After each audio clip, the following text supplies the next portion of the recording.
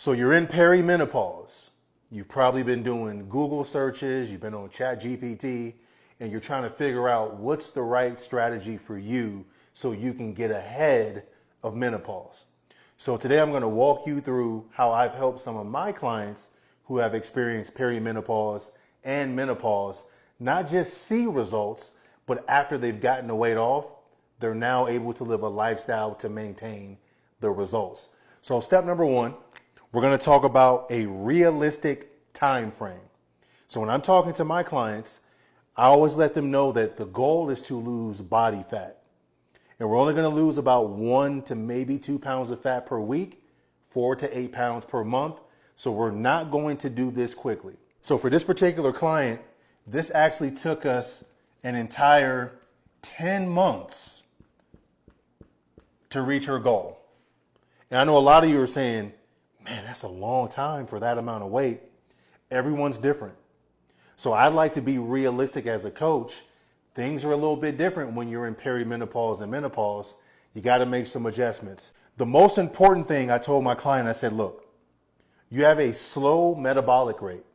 So we need to increase your metabolism. And to do this, we need you weight training.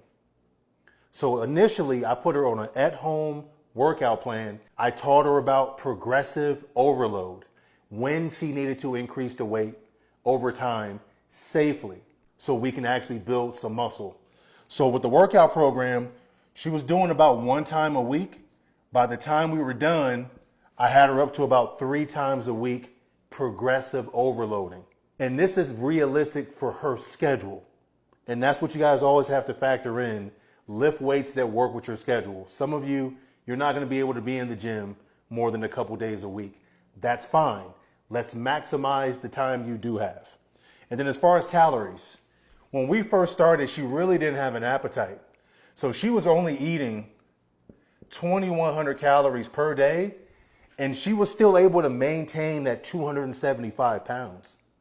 Now, a lot of you may think, well, how is that possible?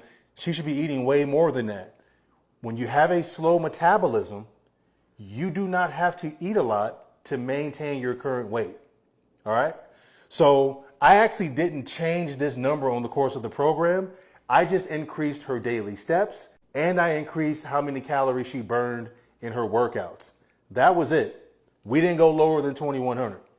Now, she still has a ways to go to get to her ultimate goal, which is 180. But when she was with me, we're able to go from 275 to 225. Better A1C numbers, better blood pressure, better cholesterol. Overall, she got healthier and then into a better BMI. That's what I really care about at the end of the day, the health. So if you would like help, type the word help in the comment section and let's schedule a coaching call.